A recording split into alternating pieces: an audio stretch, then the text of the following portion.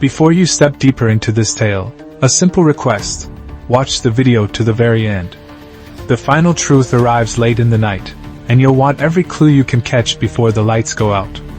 Chapter 1: The Quiet Before the Storm. I have learned to listen to the city the way a hunter learns to listen to a forest, by counting its signs, its breaths, and its hesitations.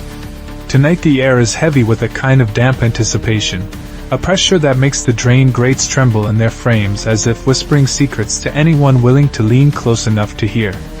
I am not sure if I am a man or a woman as I write these lines, only that I am someone who found a way to survive what followed. The streets are bright with neon and the water in the gutters holds a hotel mirror of the moon, but the surface hides what crawls below. The first anomaly arrives not with a roar but with an almost polite knocking, the soft, deliberate sound of something moving inside the pipe networks, as if a giant, patient insect were testing the architecture of the city. I am a city thing myself, used to the hum of machines and the soft cough of old pipes. Tonight I hear the city exhale through its mouths, great doors and sewer lids, and it sounds like something very old waking up in its coffin. I do not reach for a weapon. I reach for a memory, the memory of a thing too large to be merely an animal. The nights are long here, the kind that stretch like a winter coat left out in the rain, and I know that whatever moves under the streets is not going to be kind. In the distance, a siren wails and breaks before it completes its circuit, and the echo returns, heavier, as though the siren had taken something with it when it left. The city is not empty. It is crowded with the ghosts of people who forgot to listen. I write to remind myself that listening is a form of courage, even when the world is listening back with the wrong ears. There are others like me who walk through these hours with no map, following the tremor in the soil as though it were a compass. I do not know yet if I will survive the night, let alone tell the story to anyone who might listen later. But I have to try. The day gave us nothing but routine, and routine now feels like an invitation to oblivion. If you are listening, know that I am trying to keep track of every shudder, every ripple in the water, every shadow that refuses to stay in its lane. The city itself seems to be rearranging its bones, and I am merely an observer who learned to ride along with the tremor rather than resist it. Chapter 2: The Hidden Appetite. The first concrete sign that something is out of place arrives around a block where the sewer grates have a habit of exhaling steam in the heat of late summer. Tonight the steam is heavier, coiled like a living thing, and the air tastes metallic and old. I find a scrap of evidence that isn't visible to the naked eye, an impression in the mud that seems half-formed, as if something enormous moved and left only a memory in the dirt. People live above these arteries as if the city's blood simply flows out through the ground and into the river beyond the city's edge. Some mornings, commuters pass with the air of people who have learned to ignore oddities because there are so many of them. It's the oddities that keep me alive, oddities I learned to keep a careful distance from, until tonight I realize I cannot. In a corner shop with peeling posters, I hear a whispered rumor about a creature that watches from the storm drains. The rumor is not new. It arrives in a dozen voices and 1,000 nods of the head as if shared by every survivor who has learned to fold danger into anonymity. No one has seen it clearly, but the fear of it has a shape all its own, a shape that grows when you feed it with your own doubt. I do not feed the rumor, but I cannot starve it either. Rumors need ground to stand on, and I am standing on the ground of a man-made nightmare. The night deepens. A dog barks twice, a car passes in a murmur, and I hear something in the distance that sounds less like a splash and more like a throat clearing from something far beneath the earth. The city seems to inhale and hold its breath in unison, and for a moment I am certain that every living thing beneath us is listening to me with judgment in their unblinking eyes. I am suddenly aware of a hunger in the neighborhood, an appetite for something that should not exist in daylight, a hunger that would swallow a person whole and still ask for more. Somewhere low and tired, a muffled churn begins. Not the sort of churn that belongs to a washing machine or a river, but something predatory, patient, and ancient. It makes the walls vibrate in their bones, as if the city itself is breathing through its own teeth. The fear arrives not as a blaze but as a creeping fog, curling around the ankles and whispering a very old truth. We are not the apex of this urban food chain. We are the middle of it, and perhaps, if we are lucky, the edge of the knife that will sever us from our safe daylight forever. Chapter 3. The quiet carcass in the alley. An alley near a warehouse district bears the scar of a heavy rain and something else, an absence where there should have been a trick of light on water. I find signs of a struggle in the damp concrete, scratches that look deliberate, patterns that remind me of claw marks but are too regular to be random. The marks remind me of an animal that has learned technique, not impulse. When you have lived long enough among things that do not belong in daylight, you learn to interpret the language of fur and scale in the shadows of a city. I am not alone with these signs for long. A figure appears at the far end of the alley, a person who moves with the careful, practiced stillness of someone who has learned to hide within a crowd. They carry a bag with something that clinks softly, tools, perhaps, or bait. Their eyes never rest, always scanning the light, always choosing between two risks. The risk of discovery and the risk of missing what the city wants you to ignore. We exchange no words. We understand that the city is watching us both more closely than we are watching it. The thing we both fear is not a spectacle. It is a hunger that does not sleep. It is patient as a black river under a moonlit sky, and once it surfaces, it leaves its mark on ground and memory alike. When the figure slips away into the conduit's mouth, I feel the alley exhale again, as if swallowing the breath I have just taken. The city's mouth is endless, and the thing lurking beneath it has learned to wait, long enough for us to forget that it is waiting. Chapter 4. The Whispering Sewers. The sewers remain the most honest of the city's faces, dark, damp, and unashamed of its own filth. If there is a law in this underground world, it is simple. Do not show fear, do not move too quickly, and never, ever glance back to see what lies behind you. I make a circuit, following the routes that are not in any map, the lines that network the city with iron and concrete and the stubborn courage of workers who do not quit even when the numbers say they should. It is in these tunnels that I hear the true heartbeat of the nightmare. A rhythm comes from the far side of a junction, a slow thrumming, like a drumbeat that belongs to a hunter. The noise grows as I approach, and with it comes a sense that something enormous, pond-covered, furred, and scaled, is swallowing the little signals of fear in the air and turning them into a feast. I try to document, to mark the sounds with careful notes. But notes feel fragile against the knowledge that what I am hearing is not an animal that hunts for food but a beast that hunts for spilled life. The life we shed, the life we lose, the life we think we can spare if we merely pretend it is not here. The deeper I go, the more the walls seem to close in, the more the air becomes the color of cold iron. And in that color glimmer a set of eyes, stubborn, unblinking, and filled with an intelligence that is not human. It does not blink. It waits. It promises nothing except the next moment where it might reveal itself, not as a monster, but as a judge. Chapter 5. The Night That Saved or Sank Us. There is always a moment, somewhere between fear and decision, when a person can choose to fight or to surrender. Tonight I watched a choice like that play out in the street, under a rain of overhead lights that flicker as if tired of the old stories. The creature beneath the city chooses not to attack immediately, but to test the perimeter, to blend, to observe. It moves with the patient grace of a hunter who has learned the geography of a neighborhood, and knows every safe corner to disappear in. A small girl's bicycle lies abandoned near a curb, its wheels still spinning a faint, mechanical lullaby. The sight hits me in the soft place where fear and responsibility meet. If I leave it, the city's nerves relax a fraction. If I take it, I risk drawing the thing out of the ground in a way that cannot be undone.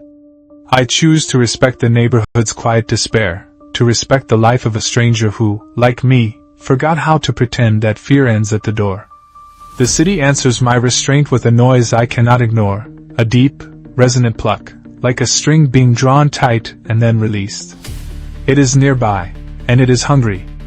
If I listen long enough, I begin to understand that the fear is not a whisper but an announcement. The thing has found a strategy, and is moving in a direction that will make the next hours a test of wits, not merely a test of nerves. I am not ready for what comes next, but I am listening. And in listening I learn to hold my breath longer, to count to 3 in the dark, and to step forward when the city finally tells me to move. Chapter 6. The Edge of the River. Water is never just water in this city. It is a memory that has learned to wear the face of all the places it has visited. The river by the edge holds a certain mercy. On clear nights, it glitters with a mercy that is almost holy, a forgiveness for what we have done to it. But mercy here is a double-edged blade. It can calm a mind, or it can lure a beast from its lair with the scent of something human. I walk toward the riverside as the watchers from the other side call me by no name I recognize, only by the rhythm of my steps. The air tastes of iron and rain and something older, something that remembers how to swallow cities whole. The river speaks in a language the living sometimes forget to learn.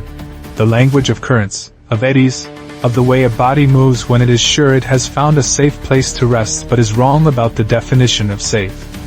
In the dark under the bridge, I sense a presence that does not belong to the water. The surface above unsettles as if the whole world holds its breath when the water does not. A chase begins, not with gunfire or shouted commands, but with the simple courage to follow a track left by something with a hunger that does not sleep. I press forward, not knowing if I am leading the hunter towards safety, or toward a deeper trap. The night answers only with ripples and distant engines, and I am left to decide if the river's edge is my salvation or my sentence. Chapter 7: The Hidden Keeper. There are things in the city that do not wish to be known, and there are people who survive by not knowing too much. Tonight I meet one of those people in a forgotten window seat of a shuttered cinema lot. They are older than the streets themselves and carry the weight of many hidden stories like a coat that never seems to shed its smell. They refuse to speak about the creature directly, but their eyes tell the truth. There are rules in this game, and the rules require a payment in fear, patience, and the occasional sacrifice. They tell me of a ritual kept in the tunnels, a kind of preparation that happened long before the city learned to pretend it could control the underground. The ritual is not for the world above.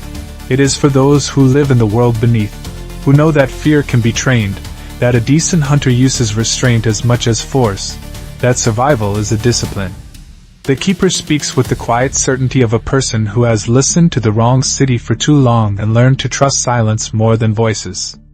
As the conversation ends, I realize that this keeper has given me something more dangerous than a map or a weapon, a boundary.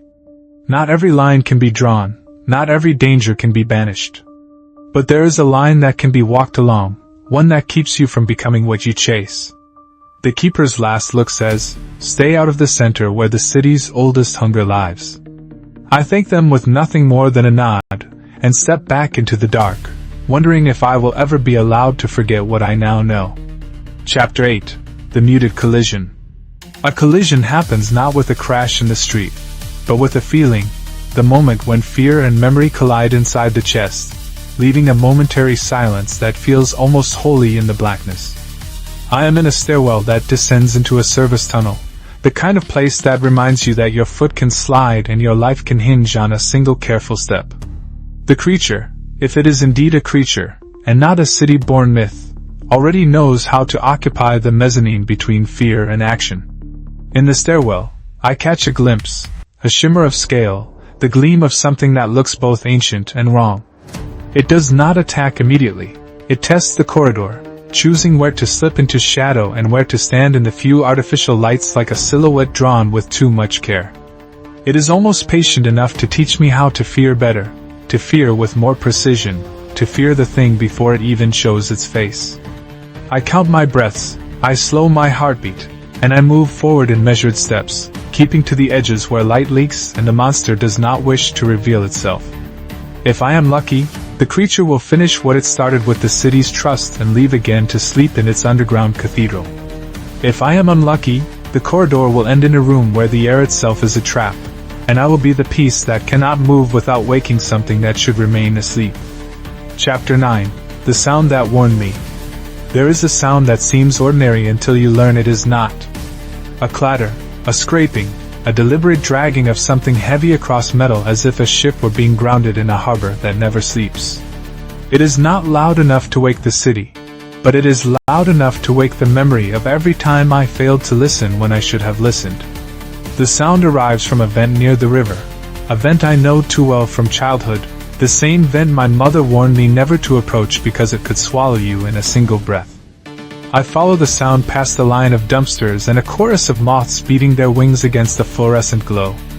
The presence behind the sound feels like a patient old predator, a thing that does not obtain power through speed but through cunning and patience. It wants me to think I am safe, that I can retreat to the daylight where the city pretends nothing happened. It is not fooled by the daylight. When I catch a shadow flicker against a rusted door, I realize the game has changed. The hunter now offers a choice: flee or linger, confess or hide. I choose to linger, to listen longer, to gather every small detail. The way the air shifts when the creature moves, the texture of the water on the skin if you could touch it, the color of the night when it is allowed to breathe. The memory of this moment will stay inside me like a stubborn blister, painful but impossible to ignore. Chapter 10: The Reckoning in the Sewer Cathedral. What I found at the bottom of the sewer tunnel is not a room but a cathedral. Not a place of worship, but a place where the city's forgotten fears assemble and wait for anyone who dares to pass through.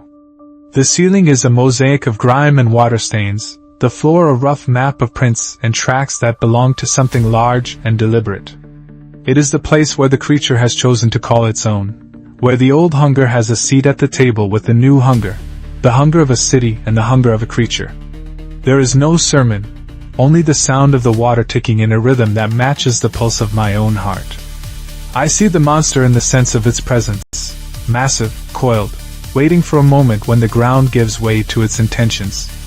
It is not a mindless predator but a patient grinder that has learned to convert fear into fuel, to turn whispers into directions, to rewrite the map in its own favor. In the end, the cathedral is not a trap you can escape or a horror you can outlast through bravado. It is a corridor to choices, the choice to fight, the choice to flee, the choice to stay and become a new kind of memory for the city's young and old alike. I decide to leave, to move toward the mouth of the tunnel that leads to the river and to daylight, even if daylight itself seems to tremble at the thought of what lives beneath it now. Chapter 11: A Name I Refuse to Speak Aloud. Names are weapons in a city like this. They name you, assign you a place on a street, and then pretend you do not exist after you disappear into a storm drain. I refuse to give the creature a title it can wear on every tongue. I refuse to give its prey the satisfaction of a label. In this part of the night it is enough to know what it is, an old, patient appetite grown to monstrous scale by the city's own hazards and neglect.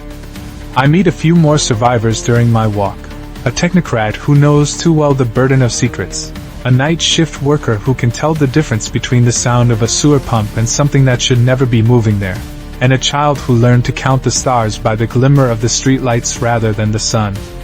Each one has a name, but I choose to keep mine only as a memory to the heart that remained when the city forgot how to protect its own. If there is a moral to the night, it is simple: those who claim to own the daylight also own the shadows. The rest of us just learn to navigate them with care.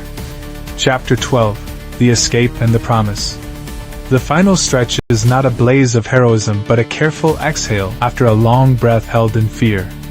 I follow the river's curve toward the light, where the surface of the water shivers with reflections of dawn. The city's heartbeat remains audible, but now it sounds tired, as if it has learned something about the night it would rather forget. The creature surfaces not for a chase but for a conclusion, a moment when the old hunger meets the new daylight and decides to fold itself back into the underground. It does not vanish. It becomes a rumor again, a dangerous whisper carried by the wind to the next neighborhood, the next reader, the next survivor who will listen for the right sign in the noise. I take that caution as a small victory and a heavy responsibility, the responsibility to tell the truth without glamorizing the horror, and the truth is this: the city can be saved only if it learns to hear what lies beneath it and to treat it with the respect that fear demands. I step onto the shore, and the first rays of sun find me still standing, still breathing, still writing. If this is the end of my road, it is not the end of my voice. I will pass this memory to those who come after, not as a legend to scare children, but as a map to help others survive what they cannot see until it is too late. Thank you for listening to the Survivor's Wakeful Night. If this tale moved you, whether through fear, curiosity, or the odd spark of recognition, please subscribe to the channel, activate notifications, like the video, leave a comment sharing your own encounter with fear, and share this story with someone who might appreciate a warning born from memory and necessity. Your support helps keep these stories alive and ready for the next listener who needs them.